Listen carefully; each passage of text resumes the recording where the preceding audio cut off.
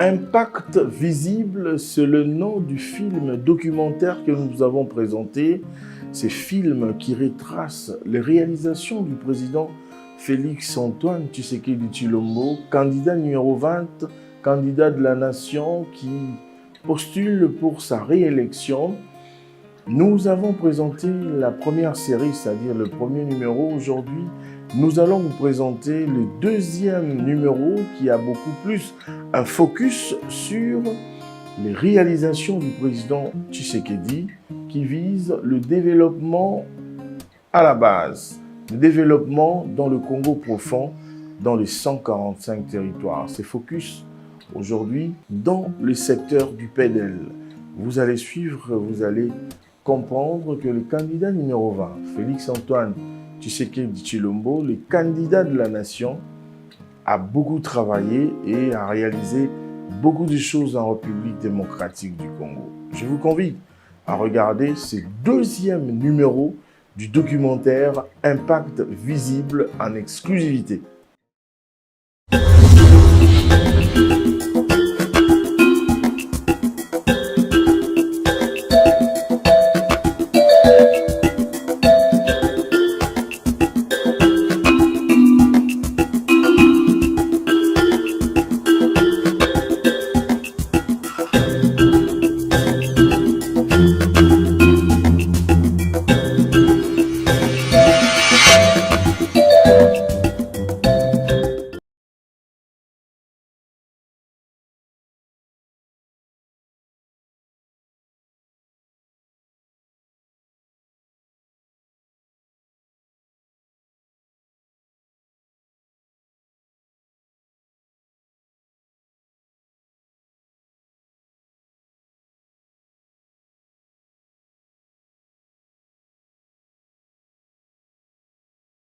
Beau, réellement riche et réellement grand à l'image de son étendue et de toutes les richesses dont il régorge dans son sol et dans son sous-sol. Un don béni des dieux.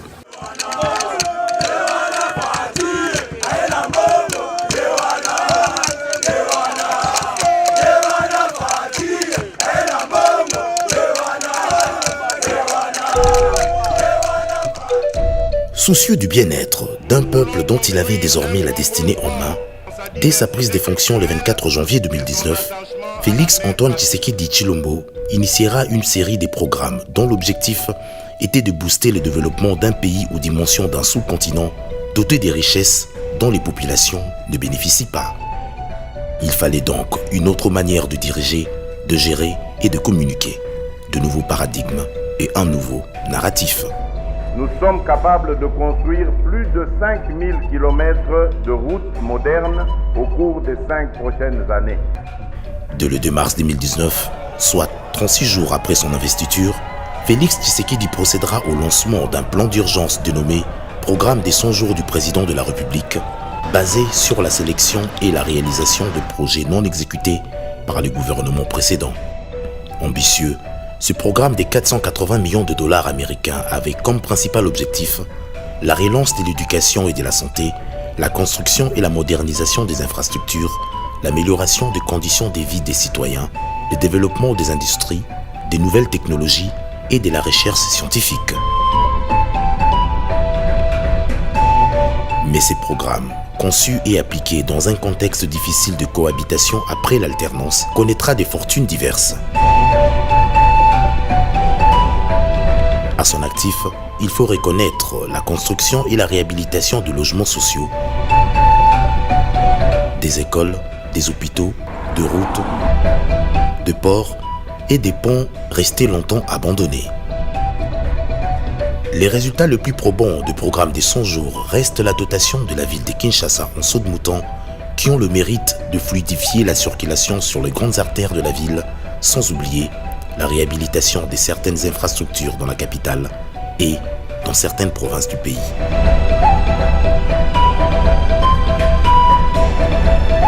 L'université de Kinshasa, qui a logé les athlètes et les artistes venus participer au 9e jeu de la francophonie, et les Kanchachi en sont une parfaite illustration.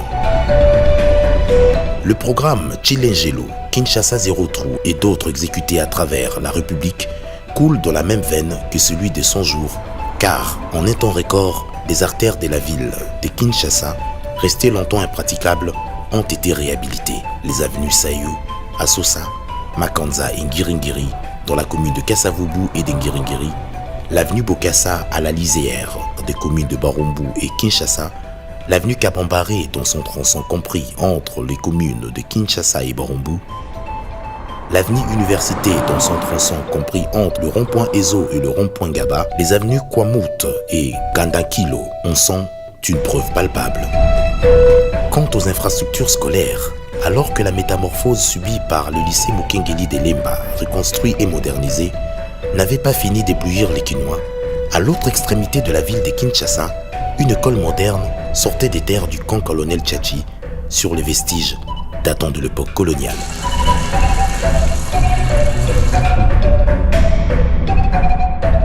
Focalisé essentiellement sur le désenclavement du pays, dont des ponts entiers sont restés déconnectés les uns des autres, la construction de la route Elinguessa Bypass, longue de 9 km, est venue mettre fin à une situation qui, durant de nombreuses années, soumettait les automobilistes à de longs détours, de sorte qu'on ne pouvait pas atteindre directement la commune de Mongafula en partant de la commune de Ngiringiri, qu'il fallait obligatoirement passer par l'avenue de l'université pour aller au rond-point Gaba, ou emprunter l'avenue de la Libération en passant par la commune de Selembao pour atteindre l'Upen avec tous les désagréments des embouteillages.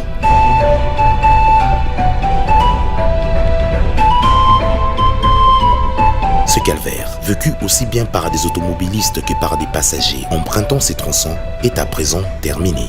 Aujourd'hui, on peut partir de la commune de Ngiringiri et arriver au quartier Rigini, atteindre l'université de Kinshasa et la commune de Mongafula en moins de temps que par le passé.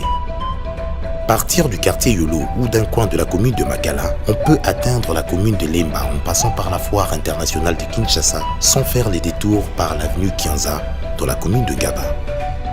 Quant aux habitants de communes de Kintambo, Bandolungwa, Selembao et Bumbu, ils n'ont plus rien envié à ceux de communes de Kalamu, Makala, Ngaba, Mongafula, car désormais ils partiront du camp Luka, passeront par les communes de Lemba et de Matete, arriveront à Njili, Massina et Kimbonseke sans beaucoup de détours. À l'instar de nombreux coins de la capitale, leurs communes sont en plein désenclavement. Mais cela ne suffit pas, car aux grands mots, de grands remèdes.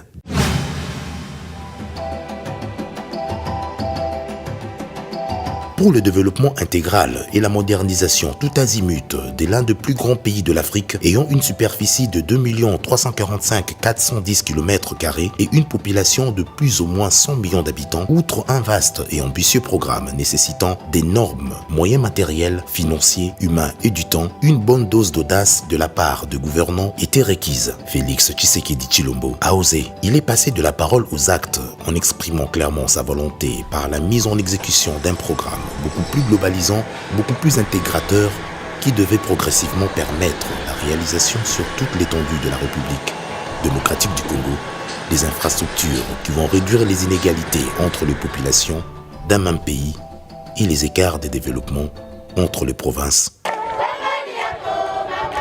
Le PDL est un programme initié par le chef de l'État en réponse aux préoccupations exprimées par les différentes couches de population à travers le pays.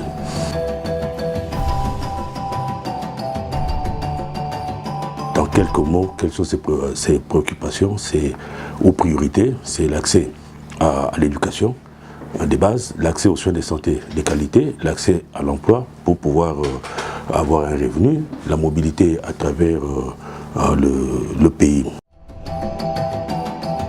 Doter tous les territoires du pays de moyens permettant aux services de l'État, aux structures privées et à la population de vivre, d'étudier, de travailler et de se déplacer dans des conditions acceptables, avoisinant les standings de vie d'autres pays avancés du monde. Le programme de développement local des 145 territoires de la République démocratique du Congo, dont le plus grand chapitre est consacré aux infrastructures, dans la mesure où elles permettent à la population d'un pays de bénéficier d'une éducation de base solide, d'une bonne scolarité, de soins de santé efficients, de logements sociaux décents, des structures et de moyens de transport modernes pour se déplacer à travers tout le pays dans de bonnes conditions et à bas prix, de l'eau, et de l'électricité en permanence et à la portée de toutes les bourses, les infrastructures sont les premiers indices du niveau de développement d'un pays. Quant à ce qui concerne particulièrement la République démocratique du Congo, il n'est un secret pour personne que le développement de ces géants au cœur de l'Afrique passe par le nombre d'infrastructures dont il doit se doter afin de rendre agréable la vie de tous les Congolais et de tous ceux qui ont choisi le pays de Patrice Emery Lumumba comme leur deuxième patrie. À partir du moment où les forces vives du pays s'étaient accordées de placer au tout premier plan de leurs priorités le développement du pays, tout l'espace de la République démocratique du Congo ne devenait qu'un vaste chantier où résonnaient des coups de pelle, de marteau et de pelleteuses dans le seul but de placer le pays sur l'orbite de l'émergence. De Kinshasa à Mobai Bongo, en passant par Beni, Bomongo, Libenge, Gemena, Bujimaï, Kananga, Chikapa, Mbandaka, Kisangani, Isiro, Lubumbashi, Likasi, Kolwezi, Kenge, Kwango, Feshi, Popokabaka, Kasongolunda, Bulungu, Matadi, Inongo, Mwanda, Boma, Lukula, Sekebanza, Masimanimba, Bukavu, Goma. Des infrastructures sont en train d'être réhabilitées, construites et reconstruites. Aucun coin du pays n'est oublié, aucun recoin n'est laissé sur les carreaux. Tout le pays est concerné par les 12 travaux d'Hercule qui s'y effectuent. Certes, le travail est immense, mais il n'y a pas de choix et d'autre alternative à cette situation que de tenir le taureau par les cornes et livrer la plus grande bataille que notre pays n'a jamais livrée pour son développement et sa survie. Pour doter la République démocratique du Congo des infrastructures dignes de ce nom, les secteurs vitaux de la société congolaise ont été priorisés. En effet, les pays qui ont suivi ce schéma ont produit des fruits qui profitent aujourd'hui à leur peuple et suscitent l'admiration du monde entier. Le travail étant la seule voie qui amène le progrès dans tous les domaines et que la santé et l'éducation étant des béquilles de toute société qui se veut moderne, la République démocratique du Congo a consenti d'énormes sacrifices afin de se doter des infrastructures scolaires et sanitaires de haute facture.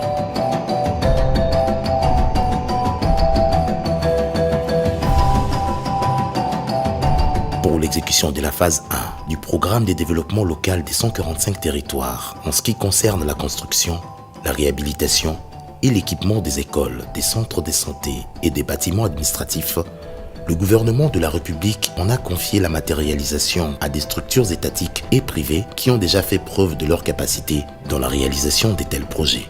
Le Bureau central de coordination, BCCO en sigle, est l'une d'elles. La charge de construire, de réhabiliter et d'équiper des infrastructures scolaires, sanitaires et administratives dans 9 provinces de la République démocratique du Congo lui a été confiée. Nous sommes l'une des agents d'exécution de ce programme.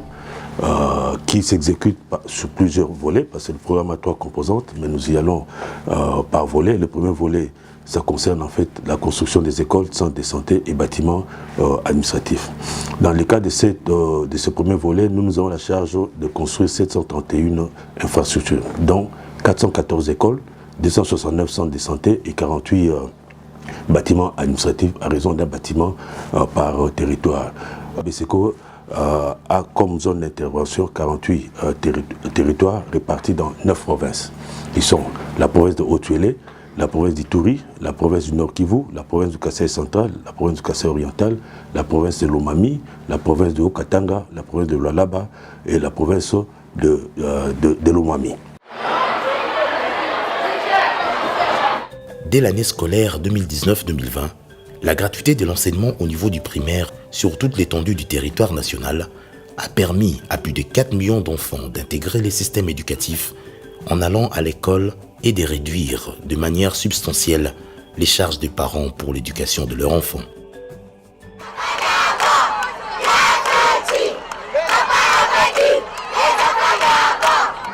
Vous y avez droit. Vous avez un beau pays, un pays riche, et vous devez profiter de cette richesse. Et nous, on va tout faire pour que les enfants, tous les jeunes du Congo puissent profiter des richesses de leur pays, étudier dans des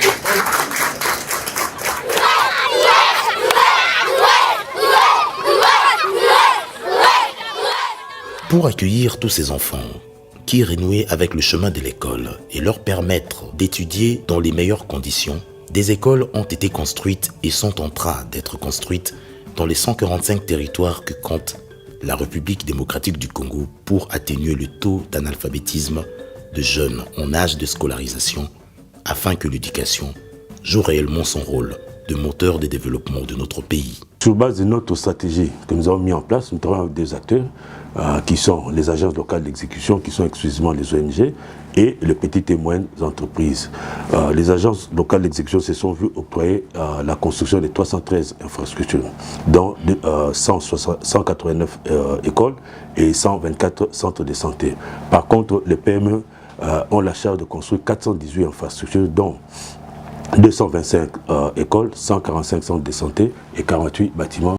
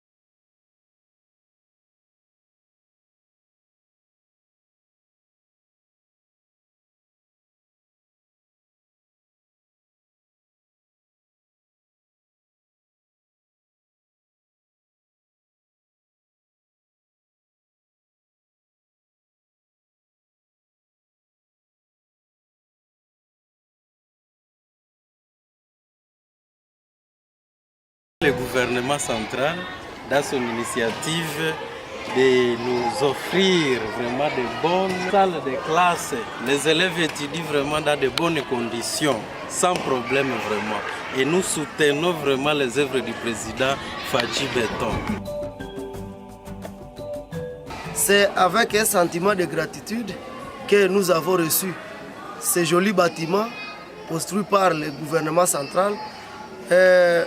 Nous disons merci beaucoup et nous félicitons le chef de l'État et nous allons le soutenir dans ses œuvres, mais aussi qu'il revient encore au pouvoir car il y a encore des besoins énormes. D'autres écoles ne sont pas encore construites, mais aussi d'autres écoles ne sont pas encore équipées. Comme nous avons déjà un bâtiment à béton, nous espérons que nous aurons aussi l'éducation à béton aussi. Comment est le numéro 1? À ce stade ici, ce que je peux dire, c'est que nous obtenons comme résultat au niveau des ALE sur 313 infrastructures, 50 chantiers sont à l'arrêt pour les raisons que vous savez, notamment au niveau de Rutshuru, Massissi, ainsi de suite. Alors sur les 263 ouvrages restants, nous avons déjà réceptionné à ce jour 175 ouvrages, dont 99 écoles et 76 centres de santé. Quant à la santé, la crise sanitaire majeure que le monde a connue sous le nom du coronavirus a démontré la vulnérabilité des systèmes sanitaires de la plupart des pays du monde en général et de la République démocratique du Congo en particulier, où la plupart des institutions hospitalières qui la composent datent de l'époque coloniale et ne répondent plus aux normes des hôpitaux modernes. Faisant de la santé l'une de ses priorités, le président de la République Félix Antoine Tshisekedi Tshilombo s'était préoccupé dès sa prise de fonctions par le système de santé universel afin de faire bénéficier à tous les Congolais les meilleurs soins de santé possibles. C'est ainsi que malgré la conjoncture économique difficile, à côté des légendaires institutions hospitalières que le gouvernement de la République a décidé de reconstruire, à l'instar de l'hôpital général de référence de Kinshasa, qui renaît de ses cendres, s'imposant à notre vue comme l'une des meilleures institutions hospitalières de l'Afrique centrale, ultra moderne et suroccupée, contrastant avec les ruines des bâtiments, qui ont abrité pendant des décennies ces services.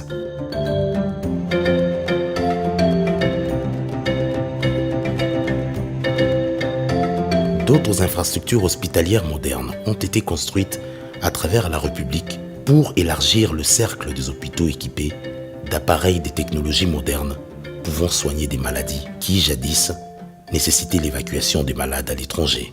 C'est ainsi que dans le cadre du programme de développement local des 145 territoires, le gouvernement de la République a construit, par le truchement du Bureau central de coordination, 269 centres de santé dans les 9 provinces lui attribuées, dans les proportions ci-après. Province du Haut-Katanga, 29 centres de santé, dont 18 par les agences locales d'exécution et 21 par les petites et moyennes entreprises. Province du Haut-Lomami, 30 centres de santé, dont 13 par les agences locales d'exécution et 17 par les petites et moyennes entreprises. Province du Haut-Touélé, 38 centres de santé, dont 18 par les agences locales d'exécution et 20 par les petites et moyennes entreprises. Province de l'Ituri, 38 centres de santé, dont 14 par les agences locales d'exécution et 24 par les petites et moyennes entreprises. Province du Kasaï central, 26 centres de santé, dont 16 par les agences locales d'exécution et 10 par les petites et moyennes entreprises. Province du Kasaï oriental, 30 centres de santé, dont 14 par les agences locales d'exécution et 16 par les petites et moyennes entreprises. Province de l'Omami, 23 centres de santé, dont 9 par les agences locales d'exécution et 14 par les petites et moyennes entreprises. Province du Lualaba, 21 centres de santé, dont 2 par les agences locales d'exécution et 19 par les petites et moyennes entreprises. Province du Nord Kivu, 34 centres de santé, dont 30 par les agences locales d'exécution et 4 par les petites et moyennes entreprises. Comme pour l'éducation, la gratuité des soins de santé est en train progressivement d'être instaurée en République démocratique du Congo. La gratuité de la maternité est déjà effective depuis cette année. Pour abriter les services de l'État dans les provinces issues du découpage territorial, mais aussi pour moderniser les infrastructures de celles construites avant l'accession de notre pays à l'indépendance, la construction des bâtiments administratifs accompagne celle des écoles et des hôpitaux. Voici les 9 provinces dans lesquelles le Bureau central des coordinations ont bénéficié sont la province du Haut-Katanga, 6 bâtiments administratifs, la province du Haut-Lomami, 5 bâtiments administratifs, la province du Haut-Touélé, 6 bâtiments, la province de l'Ituri, 5 bâtiments, la province du Kasaï central, 5 bâtiments administratifs, la province du Kasaï oriental, 5 bâtiments, la province de l'Omami, également 5, la province de Lualaba, 5 bâtiments également, et la province du Nord Kivu, qui compte 6 bâtiments administratifs. Le PDS, c'est un grand défi. Même si le chef de l'État a inauguré ou réceptionné une infrastructure qu'il a remis aux élèves, pour nous, ça constitue un défi parce que ça montre en fait que nous devons faire travailler davantage pour maintenir la confiance du chef de l'État. Comme on dit, la confiance c'est comme le feu. Si vous ne l'entretenez pas, le feu s'éteint. Ici, c'est pour nous pouvons dire en fait c'est la deuxième phase. Nous venons de visiter des infrastructures exécutées par les petites et moyennes entreprises. Le processus de recrutement a été plus long. Ça a pris du temps, mais également l'autre difficulté aussi que rencontrent les PME des pères et des mères congolais, c'est l'accès au financement. Donc, ils ont mis aussi du temps pour avoir accès au financement. Dieu merci, on avait quand même allégé ces mesures-là. On a accepté que les PME amènent des cautions des compagnies d'assurance. Ce qui fait que ces PME ont démarré. Je vais donner un titre d'exemple. Quand on regarde sur ces chantiers ici, au niveau de Kipushi Centre, où d'un côté on a l'école primaire, de l'autre côté on a les centres de santé. Quand on regarde le cas de l'école primaire, les travaux ont commencé le 15 septembre. Mais voyez vous-même à quel niveau les travaux évoluent. Donc ça signifie qu'il y a aujourd'hui une forte appropriation non seulement de la PME, mais également des populations environnantes. Côté centre de santé, ça fait 3 mois qu'ils ont démarré, mais je pense que d'ici 2 mois, ils pourront finir. Ils ont plusieurs contraintes qu'on ne voit pas sur le terrain. Vous imaginez, nous sommes à Kipushi. Kipushi, territoire, c'est l'un des territoires du Katanga. Le Haut-Katanga, c'est une province minière. À Kipushi, il y a des sociétés minières. Vous pouvez imaginer, parfois, il n'y a pas d'eau qui coule dans les robinets. Tout ça, ça retarde aussi les travaux. Il y a aussi des problèmes d'énergie, ainsi de suite. Mais malgré cela, la PME qui est sur le terrain essaie de tout faire pour tenir le délai. Donc ça, que je peux me dire que bon, je ne peux que les encourager.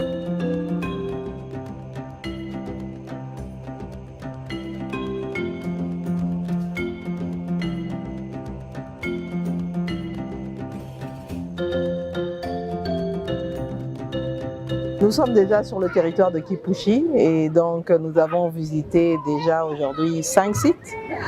Et bon, c'est vrai qu'il y a eu des retards, mais qui ne sont pas particulièrement dus aux entrepreneurs hein, qui font l'exécution des travaux, mais plutôt à toute la procédure de passation de marché, parce que étant donné que ce sont des entreprises, il y a une procédure qu'il a fallu respecter.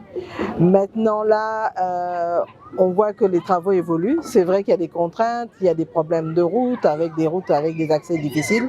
D'ailleurs, on a connu le cas quand on a voulu aller sur un site.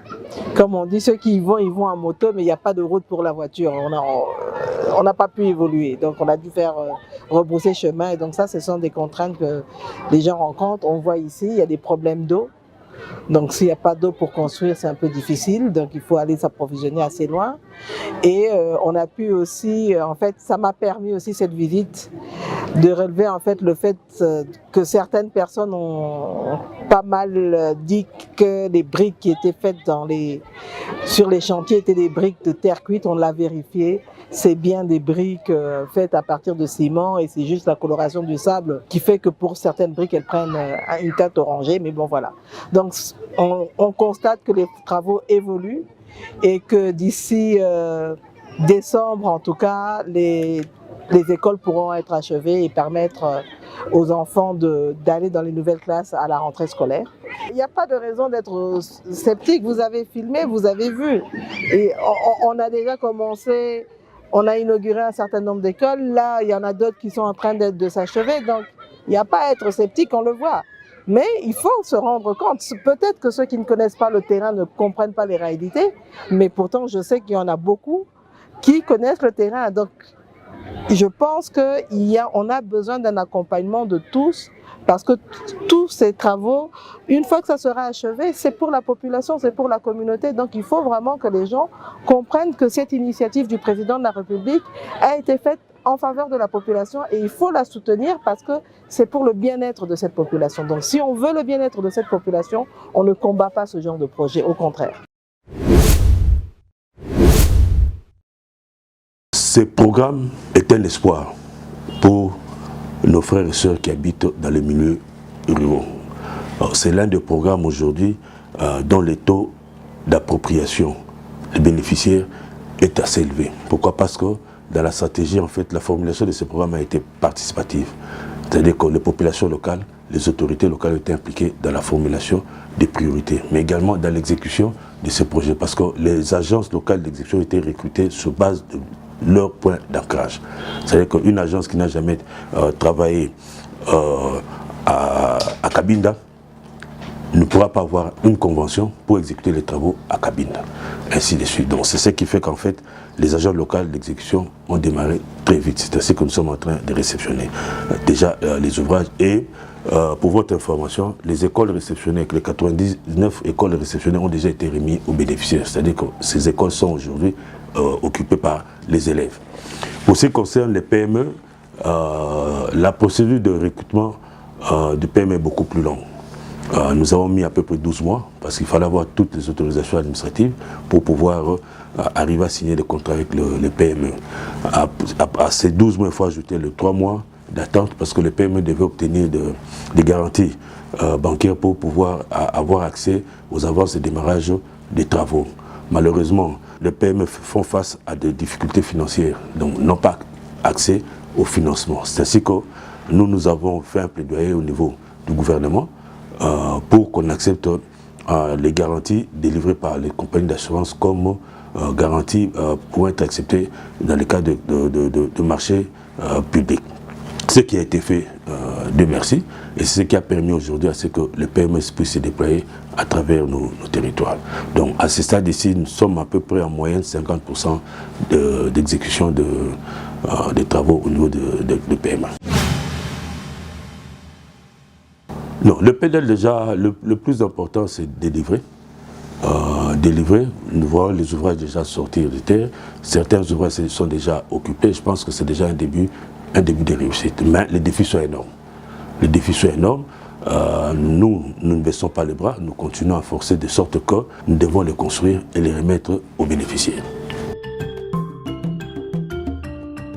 En matière d'énergie, la SNEL et la Régie des eaux, deux entreprises publiques qui, bien que devenues des sociétés commerciales, paraissent encore insuffisamment outillées pour continuer à desservir la population congolaise qui a connu une explosion démographique exceptionnelle à travers toute la République, sont constamment en ligne de mire du président de la République. C'est ce qui explique la sérénité avec laquelle il a initié d'importantes réformes dans le secteur de l'électricité, autorisant dorénavant tout opérateur remplissant des conditions prévues par la loi à investir dans ce domaine avec la ferme conviction que l'aiguillon de la concurrence dans le secteur accroîtra non seulement la production, mais occasionnera aussi une baisse conséquente de prix.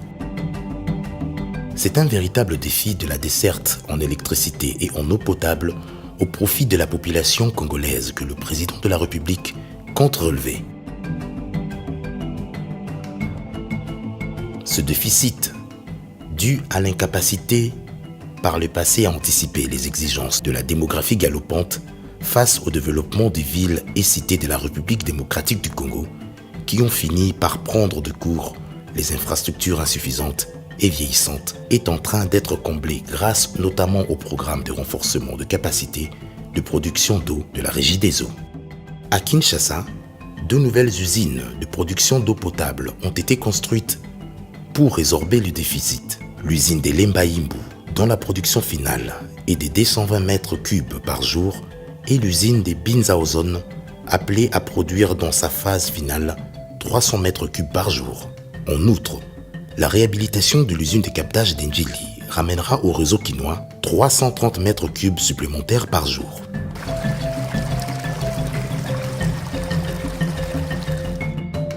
Le dynamisme qui s'observe dans l'amélioration de la production et de la distribution de l'eau potable est encore plus notable dans le domaine de l'électricité où l'application de la loi des libéralisations ne pose aucun problème.